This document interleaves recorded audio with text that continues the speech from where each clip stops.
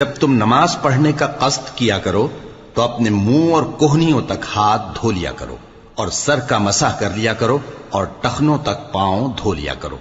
اور اگر جنابت کی حالت میں ہو تو نہا کر پاک ہو جایا کرو، اور اگر بیمار ہو یا سفر میں ہو یا کوئی تم میں سے بیت الخلا سے ہو کر آیا ہو یا تم نے عورتوں سے مقاربت کی ہو، پھر تمہیں پانی نہ مل سکے تو پاک مٹی لو اور اس سے منہ اور ہاتھوں کا مسح یعنی تیمم کر لو۔ اللہ تم پر کسی طرح کی تنگی نہیں کرنا چاہتا، بلکہ یہ چاہتا ہے کہ تمہیں پاک کرے اور اپنی نعمتیں تم پر پوری کرے تاکہ تم شکر کرو۔